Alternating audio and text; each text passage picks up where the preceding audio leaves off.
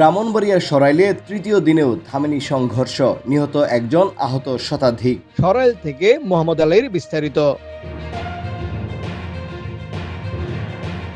পাওনা টাকা নিয়ে দ্বন্দ্বে সংঘর্ষ, নিহত ব্যক্তির জের ধরে টানা 3 দিন রণক্ষেত্র ব্রাহ্মণবাড়িয়ার সরাইল।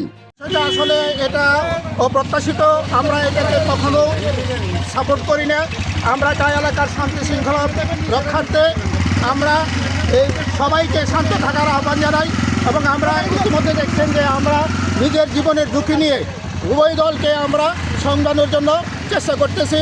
আমরা অন্ততপক্ষে আপাতত ঝগড়াটাকে আমরা থামাই, তারপরে আমরা যে যে পদ্ধতিতে আমরা শান্তি রক্ষা করতে পারা যায় সেভাবে আমরা উদ্যোগ নেব। আপনার পরিচয়? আমি মোহাম্মদ আরাম খান, আমির, বাংলাদেশ জামাত ইসলামী সরাইল উপজেলা।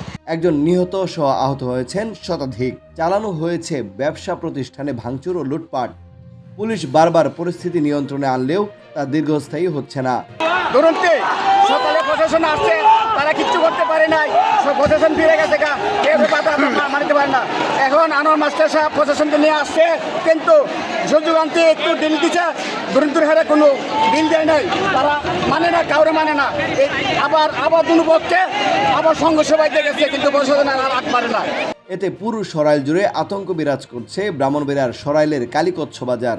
মঙ্গলবার সকাল 10টা থেকে কালীকচ্ছ বাজারে রক্তক্ষয়ী সংঘর্ষে জড়ায় উপজেলার কালীকচ্ছ ইউনিয়নের সূর্যকান্দি ও ধরন্তি গ্রামের লোকজন। অবস্থা ঠিক আছে, আমরা ভাই সমাধান চাই, ঠিক আছে। আমরা অনেক দূর থেকে আসছি, দেখা লাগে, তারপর আমরা অবস্থা খারাপ, ঠিক আছে।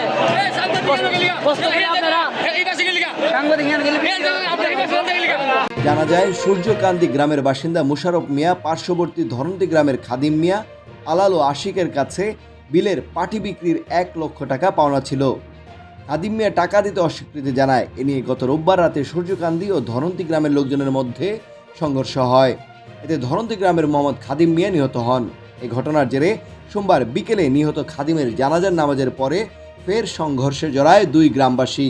কারণ আমরা তো কালকে লোক মারা গেছে, আমরা তো নিজেরও একটা ইচ্ছুকের ভিতরে ছিলাম যে পরিস্থিতি কী হইল আমরা বুঝতে পারি না। পরে জানতে পারলাম রাত্রে 10টা সাড়ে 10টার দিকে। ঝগড়াটা শুনতে ভালো, পার্টির টাকা নিয়ে জোরডাক মেম্বারের ছেলে মুশারফ আর আমাদের দরুন্তিতে মারা গেছে হাদিম ভাই, এদের মধ্যে নাকি একটা লেনদেন ছিল। এটা নিয়ে সামান্য একটা বিষয় নিয়ে একটা ঝগড়া নিয়ে আরে ওই যে হাদিমের নাকি মারতে। দেশীয় অস্ত্রের মহড়া, ইট পাটকেল নিক্ষেপ আর ধাওয়া পাল্টা ধাওয়ার আতঙ্ক ছড়িয়ে পড়ে পুরো এলাকা। 3 দিন ধরে যজ্ঞ চলতেছে, ঠিক আছে। প্রশাসন আসে, কিছু করে না, ঠিক আছে। এই যে 200 পুলিশ আছে সম্ভাবনা বর্তমানে, এখন লালি ঝগড়া চলতেছে। প্রশাসন মানে এরকম কিলিগা, মানে আমাদের অবস্থা বহুত খারাপ, ঠিক আছে। আশেপাশে বাড়ি ঘর রুট করে লেগেছে।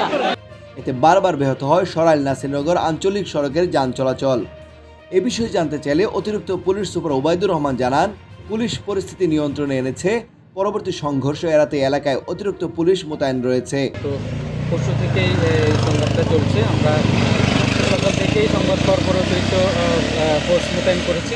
বর্তমানে পরিস্থিতি আমরা নিয়ন্ত্রণে আনতে পেরেছি এবং এই পরিস্থিতি যাতে আরও না বাড়ে, সংঘর্ষ আরও না বাড়ে, সেক্ষেত্রে আমরা সতর্ক অবস্থানে আছি। এবং আপনাদের মাধ্যমে আমরা দুপক্ষকেই বলতে চাই, আপনারা যে নিজের অবস্থানে শান্তিপূর্ণ অবস্থানে থাকুন। আপনাদের যে আইনানুগ সহায়তা এবং ব্যবস্থা নেওয়া দরকার, আমাদের পুলিশের পক্ষ থেকে সব ধরনের আইনানুগ ব্যবস্থা আমরা গ্রহণ করব, তারা যাতে শান্তিপূর্ণ অবস্থানে থাকে। তানভীর হাসান, সারাবালা নিউজ, ব্রাহ্মণবাড়িয়া।